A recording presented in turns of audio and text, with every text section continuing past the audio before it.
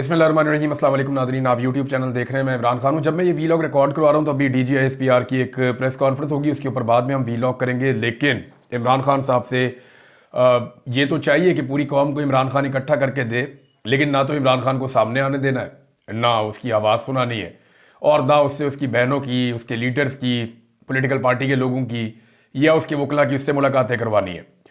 अब जनाब, security threat का बहाना बनाकर आज सुबह, ये बहुत इंपॉर्टेंट है क्योंकि इमरान खान साहब के गले एक बयान चिपका दिया गया है फैसल चौधरी साहब के जरिए से। कॉमन सेंस इस बयान को मानती नहीं है, क्योंकि फैसल चौधरी साहब ने इमरान खान साहब के हवाले से जो एक स्टेटमेंट दिया है, मेरे लिए बड़े काबिल एहतराम है फैसल चौधरी। मैं ये नहीं कह सकता कि वो झूठ बोल रहे हैं, लेकिन ये ज़रूर है कि ये स्टेटमेंट जो उन्होंने दिया, ये इमरान खान साहब देंगे, ये बात कॉमन सेंस नहीं मानती। मुमकिन नहीं है कि इमरान खान ये स्टेटमेंट दे इस वक्त जब वो डट कर खड़ा है, इतने लंबे अरसे से जेल काट रहा है, उसकी बीवी भी जेल में है। बहरहाल सिक्योरिटी थ्रेट की वजह से कहा गया जी कि इमरान खान साहब के वकील इमरान खान साहब से नहीं मिल सकते। ये ट्रक लेकर आ गए, इन्होंने रास्ते बंद कर दिए। इमरान खान साहब की बहनें भी जा रही थी, इमरान खान साहब के वकील भी जा रहे थे, पार्टी के रहनुमा भी जा रहे थे जिनकी लिस्ट दी हुई थी, अदालत के अहकामात भी मौजूद थे।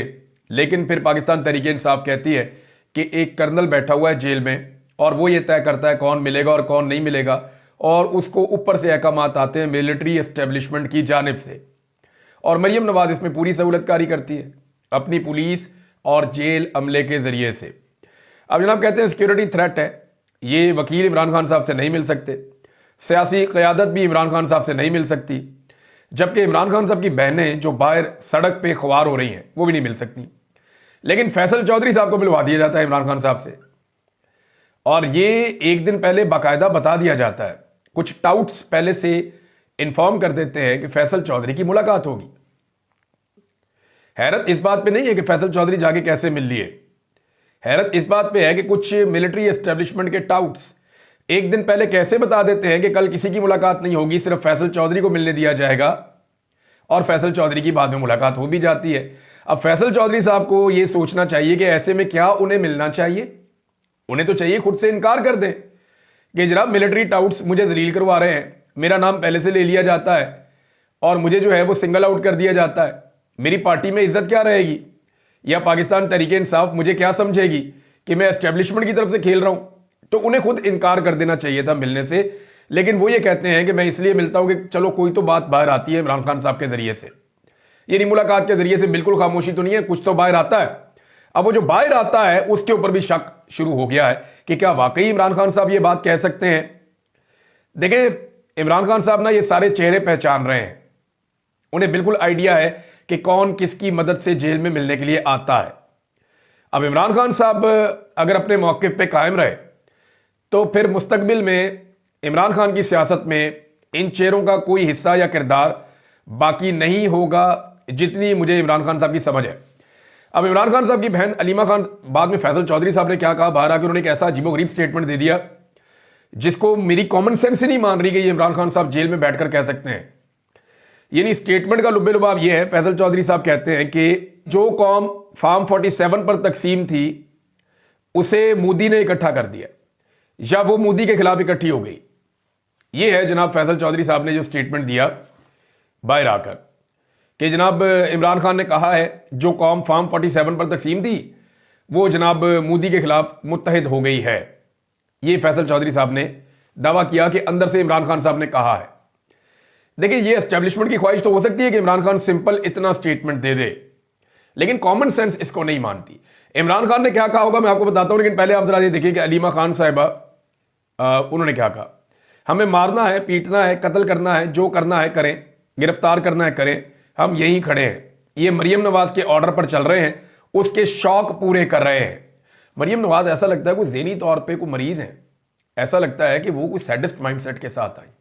वो लोगों को कत्ल करना, उन्हें मारना, उन्हें गिरफ्तार करना, उन्हें जो है वो तशद्दुद करना, लोगों को जो है डॉक्टर्स को तशद्दुद करना, हर एक को मारो, कुटो, जलील करो, इसको गालियां दो। जितने लोग गंदी गालियां देने वाले हैं, गलीज गालियां देने वाले हैं, उनके साथ मौजूद रहना, उनके साथ खड़े हो जाना, यानी ये मुझे कोई नॉर्मल इंसान वाली हरकतें लगती नहीं है। मुझे ऐसा लगता है कि जो शख्स मेंटली स्टेबल ना हो वो ये सारा कुछ कर सकता है। तो मरियम नवाज ने हर वो काम किया है जो एक कॉमन सेंस रखने वाला नॉर्मल इंसान कभी नहीं कर सकता। बहरहाल अभी जो कुछ वहां मरियम नवाज की पुलिस कर रही है एस्टेब्लिशमेंट के साथ मिलकर, एस्टेब्लिशमेंट और मरियम नवाज तो इकट्ठे हैं ना, वो तो खुफिया मुलाकातें भी मुबैना तौर पे होती हैं रावलपिंडी में जाके, तो उसके बाद जो है वो फिर जो नताइज निकलते हैं वो आपके सामने। उस्मा खान साहब, इमरान खान साहब की बहन कहती हैं ये अपनी मर्जी के लोग भेजते हैं जो इनकी मर्जी की मालूमात बाहर आकर देते हैं फैसल चौधरी के बारे में। फिर इमरान खान साहब की बहनों को अपने भाई से मुलाकात की इजाज़त नहीं मिली, मगर फैसल चौधरी को हस्ब रवायत फिर से इजाज़त मिल गई और कुछ और लोग भी साथ गए। पुलिस एहलकारों ने इस मरतबा जब रोका तो 2-3 तरीके इस्तेमाल किए। सबसे पहले उन्होंने जनाब ट्रक खड़े कर दिए सामने और ट्रक लगा के वहां से रास्ता बंद किया। इमरान खान साहब की बहनें उतरी, उन्होंने पैदल जाना शुरू किया। जब वो पैदल आगे बढ़ रही थी तो पुलिस वालों ने एक हाथों की जंजीर बनाकर उनको घेरे में ले लिया और जेल की तरफ जाने से उनको रोकते रहे। अब देखें ना, बाद में जो जेलर को बुलाएगा जज कि जनाब तौहीन अदालत क्यों की, तो वो जेलर कहेगा जज को कि जनाब मेरे को तो आई ही नहीं, मेरे पास तो इमरान खान की बहनें आई ही नहीं, आती तो मैं मुलवा देता, मुलाकात वाले दिन मैं इंतजार करता रहूं वहां पे। तो ये कहेंगे जनाब मैं तो पुलिस ने रोक लिया था। वो कहेंगे जी पंजाब पुलिस है, अच्छा जी आप फिर ना लाहौर हाई कोर्ट चले जाएं या वहां जाके जो है पुलिस के खिलाफ आप दरखास्त दे दें। ये सारे जो है हथकंडे ये बड़े पुराने हैं और यही हथकंडे बचकाना हरकतें इस्तेमाल की जा रही हैं। अदलिया के अंदर भी काली भेड़ें हैं जो साथ मिली हुई है और सिस्टम के अंदर भी काली भेड़ें हैं और जो मिलिट्री एस्टेब्लिशमेंट की जो क़यादत है वो भी साथ है, मरियम नवाज और उसका पूरा खानदान साथ है। पंजाब पुलिस को और अफसरान को जो है कठपुतलियों की तरह ये इस्तेमाल कर रहे हैं और वो जानबूझकर इस्तेमाल हो रहे हैं। अच्छा जनाब इनको रोक लिया गया तो इस पे जनाब अलीमा खान को रोकने के लिए लेडी पुलिस भी तलब की गई। आपको मरियम नवाज ने भेजा है, आप तौहीन अदालत कर रहे हैं। अलीमा खान ने कहा जी ऐसा ही है। आगे से पुलिस एहलकार ने जवाब दिया जनाब अब कभी ट्रक खड़े करते हैं, कभी कुछ करते हैं, कभी कुछ करते हैं, कभी गाड़ियां रोक देते हैं। वो बेचारी अपने भाई से मिलने के लिए आती हैं, कोई तकरीबन 1.25 महीना हो गया है, 40 दिन के करीब हो गए हैं, उन्हें उनके भाइयों से मिलने ही नहीं दिया जा रहा और कह रही सिक्योरिटी थ्रेट है। अलीमा खान ने कहा कि हमने फोन अपने बदले क्योंकि ये सारा दिन हमारी बातें सुनते थे, गाड़ी हम अपनी बदलते हैं लेकिन फिर भी ये हमारा पीछा करते हैं, हमें देख लेते हैं। इनको हमारे फोन नहीं सुनने चाहिए, इनको जिनके फोन सुनने चाहिए वो बॉर्डर के दूसरी तरफ हैं। जाओ जाके अफगानिस्तान से जो दहशतगर्दी होती है वहां पे टेलीफोन सुनो ताकि कुछ आपको हिंट मिले, कुछ तरीकाकार आपके काबू आए। इंडियंस को आप सुने कि वो आपके बारे में क्या साजिश कर रहे हैं, क्या चीज कर रहे हैं। वहां पे तो लगातार पाकिस्तान को नाकामी हो जाती है। जाफर एक्सप्रेस जैसा एक खौफनाक इंसिडेंट हो जाता है। आप देखें पाकिस्तान का इतना बड़ा इंसिडेंट हुआ और पाकिस्तान ने कुछ भी नहीं किया और इंडिया के अंदर 26 सयाह मारे गए। इंडिया ने उदल पदल कर दिया हर चीज को। अभी इस वक्त क्या किया है, इस वक्त जो है वो नरेंद्र मोदी ने अपने तीनों सर्विसेज चीफ्स को बुलाया, एयरफोर्स, आर्मी चीफ और जो नेवी चीफ है उनको, साथ वजीर दिफा को बुलाया, साथ नेशनल सिक्योरिटी एडवाइजर को बुलाया। ये एक बड़ी हाई प्रोफाइल मीटिंग है। ऐसी मीटिंग इंडिया में नहीं होती जहां पे मुसल्ला उनकी जो अफवाज है उनके सरबराहान बैठे हैं, उनका वजीर आजम बैठा है, उनका वजीर दिफा बैठा है जो रेलिवेंट आदमी है और नेशनल सिक्योरिटी एडवाइजर बैठा है जो उनकी इंटेलिजेंस को और इन चीजों को देखता है, अजीत धवल। तो ये नरेंद्र मोदी ने एक मुलाकात की है। इस मुलाकात को इंडिया में और दुनिया भर में बड़ी अहमियत की नजर से देखा जा रहा है। बहरहाल क्या इमरान खान वाकई ये कह सकते हैं, जरा सोचें आप कि जनाब फॉर्म 47 पे जो कौम तकसीम हो गई थी, नरेंद्र मोदी की हरकतों ने उसको फिर इकट्ठा कर दिया है। कौम इकट्ठी हो गई है, क्या ये इमरान खान ने अनाउंस कर दिया है? सवाल तो ये पैदा होता है। इमरान खान तो कहते हैं कि पाकिस्तान की जो एस्टेब्लिशमेंट है उनकी हरकतों की वजह से अवाम में और फौज में दूरियां पैदा हो चुकी हैं और ये दूरियां खत्म होनी चाहिए। आप ISPR का नगमा उठा के देख लें, अभी भी वो 1 मिलियन तक नहीं पहुंचा, बेड़े ही गर्क हुआ पड़ा है। आर्मी चीफ की तकरीर उठाकर देख लें, नरेंद्र मोदी की धमकियों के बावजूद पिछले 13 दिन में वो 50,000 तक नहीं पहुंची, बेड़े ही गर्क हुआ पड़ा है। तो आपको ये बात समझनी पड़ेगी कि इमरान खान इतने सादे या क्या वो बेवकूफ है जिनको जेल में बैठ के इन बातों का अंदाजा नहीं है। उस आदमी को पॉलिटिकल पंडित कहते हैं पाकिस्तान का। वो अंदर से बैठ के जो बात करता है वो सच साबित हो जाती है बाद में। तो फैसल चौधरी साहब आए और आके उन्होंने एक बात कही कि जी इमरान खान, मैंने उनसे पूछा, उन्होंने कहा जी जो मुझे इमरान खान ने कहा मैंने कह दिया। तो मैंने 2-4 सवाल उनसे किए तो उन्होंने कहा जी ये मुझे नहीं पता कुछ बातों के बारे में उन्हें पता था, कुछ बातों के बारे में उन्हें नहीं पता था। लेकिन देखिए इमरान खान साहब क्या कह सकते हैं ऐसे में। इमरान खान ने वही कहा होगा जो 3 खतूत उन्होंने पाकिस्तान के आर्मी चीफ को लिखे थे। इमरान खान ने कहा था कि फौज और अवाम के दरमियान जो दूरियां पैदा हो गई हैं वो इस मुल्क के लिए फायदेमंद नहीं है। आप अपना किबला दुरुस्त करें। इस वक्त यकजहती की जरूरत है, लिहाजा फौजी क़यादत सियासी मुदाखलत और अदालतों को कंट्रोल करना बंद करे। कौम को मुत्तहिद करने के लिए सबसे बड़ी जमात को दीवार के साथ लगाना बंद करें। यानी इमरान खान साहब ने जो आसिम मुनीर साहब को खतूत लिखे थे, क्या आज उनका मौक़िफ़ उससे मुख्तलिफ हो सकता है? अब जब फैसल चौधरी साहब बाहर आके स्टेटमेंट दे रहे हैं, जिनकी मशकूक मुलाकातें इमरान खान साहब से हो जाती हैं, तो फिर आप यकीन नहीं कर सकते। फिर आपको इंतजार करना पड़ता है कि कोई ऐसा शख्स जाके इमरान खान साहब से मिले। अली अमीन गंडापुर नहीं, देखे ना, अब एक सूबे में इनकी हुकूमत है और ऐसी बुजदली है, ऐसी कमजोरी है और ऐसा कंप्रोमाइज है कि भाई तुम्हारे पास एक सूबे में हुकूमत है और जिस बंदे के तुफैल तुम्हें यह हुकूमत मिली हुई है, उस बंदे को पिछले 1.5 महीने से उसकी बहनों से नहीं मिलने दिया जा रहा और तुम हुकूमत इंजॉय कर रहे हो। और जो नहीं मिलने दे रहे उनके साथ फोटो सेशन भी हो रहा है साथ खड़े होकर। ये डिमांड आती है कि फोटो भी खींचनी है बाद में। भाई फोटो कोई जरूरी तो नहीं है, ये कोई ऐसा इवेंट तो नहीं है जिसके बाद बहुत जरूरी है कोई आपने कॉलेज का कन्वोकेशन है जहां पे बाद में ग्रुप फोटो में आपको हर हाल में शामिल होना होता है। इमरान खान जेल के अंदर सड़ रहा है, इमरान खान को जेल के अंदर जलील कर दिया है और उसके वोटों के ऊपर जो वजीर आला बना है वो जाके वहां फोटो खिंचवा लेता है सीधा होके और बाहर आके हंस के भी दिखा देता है कि जनाब मैंने फोटो खिंचवा ली है। भाई एक सूबे में हुकूमत है जो बहुत इंपॉर्टेंट सूबा है, इसके बावजूद वो अपने लीडर की उसकी बहनों से मुलाकात नहीं करवा पा रहा, क्योंकि मुलाकात होगी तो अंदर से खबर बाहर आएगी और जब वो खबर बाहर आएगी तो बाहर तहलका मचेगा। तो एस्टेब्लिशमेंट के साथ ऐसा लगता है कि मुकम्मल तौर पे एक तरह का कंप्रोमाइज है।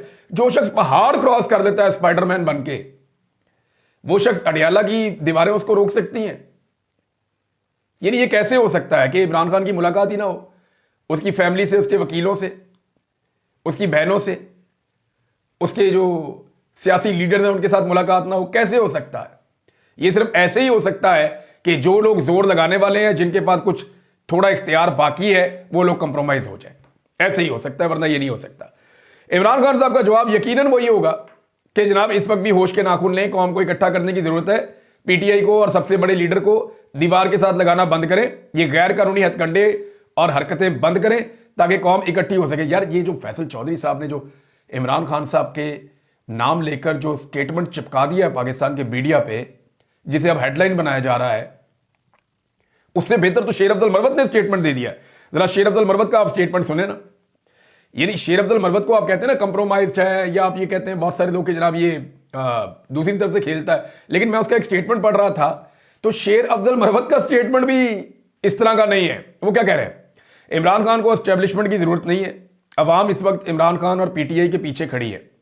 अगर एस्टेब्लिशमेंट को इत्तफाक और इत्तेहाद की जरूरत है तो उनको खान के पीछे खड़ा होना पड़ेगा। एस्टेब्लिशमेंट खान साहब से बात करे और खान साहब को मनाए, तब पूरी कौम फौज के पीछे खड़ी होगी। ये यानी शेर अफजल से इख्तलाफ है। शेर अफजल ने इमरान खान को या पाकिस्तान तरीके इंसाफ के कॉज को या पाकिस्तान में जो सिविलियन सुपरमेसी का एक ख्वाब है उसको बहुत नुकसान पहुंचाया। शेर अफजल ने पाकिस्तान के सोशल मीडिया के ऊपर बिला वजह तनकीद की और अटैक किया और कुछ ऐसे काम किए जो इस वक्त एस्टेब्लिशमेंट को सूट करते हैं। मेरे ऊपर बिला वजह अटैक किए, चले वो तो पर्सनल बात होगी ना, लेकिन इसके बावजूद शेर अफजल मरवत का ये स्टेटमेंट ये ठीक है।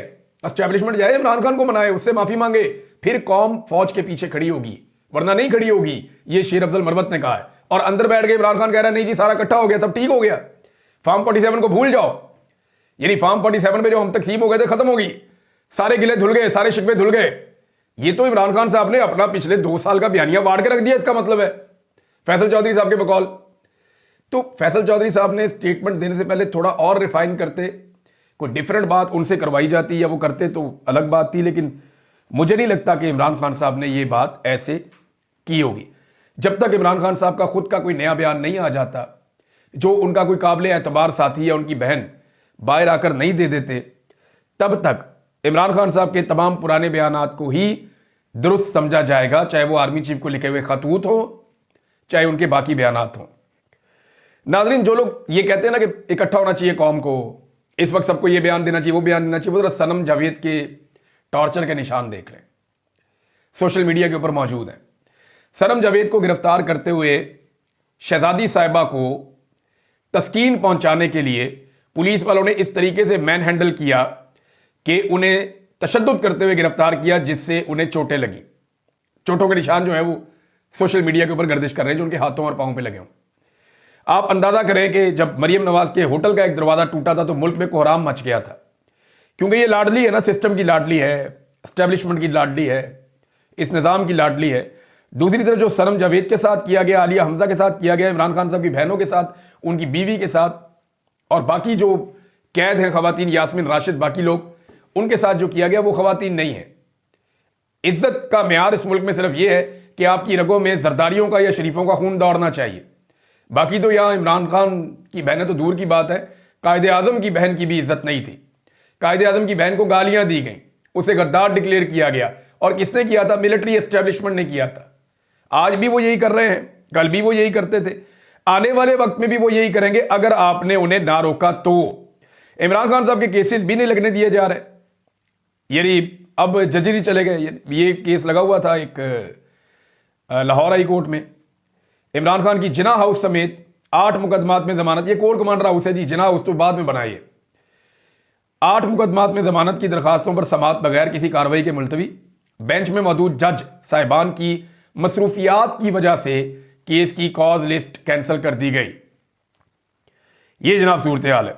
नाज़रीन, एक और चीज है, और ख्वाजा आसिफ साहब का मैंने कहा था ना पिछले वीलॉग में कि इनके मुंह पे चिक्कू चढ़ाओ, ख्वाजा आसिफ के मुंह को बंद करो, वरना ख्वाजा आसिफ बर्बादी फेर देगा। ख्वाजा आसिफ पाकिस्तान की फौज से बदला ले रहा है, ऐसा लगता है। ख्वाजा आसिफ जो है वो भारत के साथ बयानियां बनाने में मदद कर रहा है, ऐसा लगता है। ख्वाजा आसिफ को पाकिस्तान की एस्टेब्लिशमेंट पे शायद बहुत गुस्सा है, और वो बड़ी खामोशी से वो गुस्सा निकाल देता है, वरना इतना बेवकूफ आदमी तो हो नहीं सकता वजीर दिफा जो ऐसे स्टेटमेंट्स दे। कभी ख्वाजा आसिफ कहता है जनाब कि ये कर दिया, कभी कहता है वो कर दिया, कभी कहता है जी 2 दिन में जंग होने वाली है, अब 2 दिन बाकी रह गए ख्वाजा आसिफ की डेडलाइन में। कभी कहता है जी हमने दहशतगर्द पाले हैं, हम उन्हें ट्रेंड करते हैं, हम उनको फैसिलिटेट करते हैं, हम उनको लड़ने के लिए भेजते हैं। भाई क्या बकवास है, ख्वाजा आसिफ ये कैसे कह सकता है? अब इंडिया उसी स्टेटमेंट को इस्तेमाल कर रहा है अक़वाम मुत्तहिदा में पाकिस्तान के खिलाफ। अंदाजा कीजिए आप, नवाज शरीफ वाले स्टेटमेंट को भी पाकिस्तान के खिलाफ इस्तेमाल करते हैं अक़वाम मुत्तहिदा में, और ख्वाजा आसिफ वाले स्टेटमेंट को भी इस्तेमाल करते हैं अक़वाम मुत्तहिदा में। ये जनाब जो यूएन में भारत की मुस्तकिल मंदूब हैं योजना पटेल, उन्होंने कहा कि पूरी दुनिया ने सुना है कि पाकिस्तान के वजीर दिफा ख्वाजा आसिफ ने अपने एक हालिया इंटरव्यू में पाकिस्तान की जानिब से दहशतगर्दों की मावनत को तस्लीम किया है। उसने इंकशाफ किया कि पाकिस्तान को रोग स्टेट के तौर पर एक्सपोज किया। इस इंकशाफ ने पाकिस्तान को रोग स्टेट के तौर पे एक्सपोज किया है। अब ख्वाजा आसिफ का स्टेटमेंट पाकिस्तान के खिलाफ इस्तेमाल हो रहा है अक़वाम मुत्तहिदा में। एस्टेब्लिशमेंट को बहुत मुबारक हो, ये तोहफा आपने पाकिस्तान पर मुसल्लत किया। पाकिस्तान के आर्मी चीफ को बहुत मुबारक हो कि आपने रेहाना डार को शिकस्त दिलवाई। फॉर्म 47 जाली देकर ख्वाजा आसिफ को पहले MNA बनवाया, फिर उसको अपना वजीर दिफा बनवाया, और अब वो आपका ऐसा दिफा कर रहा है कि बेड़ा गर्क कर दिया उसने बयानिया का पकड़ के, और वो शख्स इंडिया का दिफा कर रहा है। और सूरत हाल ये है कि इसकी बकौल शहजाद अकबर साहब के क्लास भी हुई है, इसको बुलाकर ख्वाजा आसिफ की क्लास भी की गई है। लेकिन क्लास से क्या होता है, इससे क्या फर्क पड़ता है? इन लोगों को इससे फर्क ही नहीं पड़ता। जो आदमी एक औरत से हार के और 3 दफा इलेक्शन हार के जाली सीट के ऊपर आकर बैठ के वजीर बन जाए, उसकी गैरत का क्या आलम होगा? क्या उसके अंदर कोई ऐसी चीज बाकी होगी कि आप उसको डांटें और उसे गुस्सा आए या उसको गैरत आए? ये नहीं हो सकता। और पाकिस्तान का अल्टीमेटली फिर नुकसान और बार बार नुकसान, और नुकसान करते ही चले जा रहे हैं।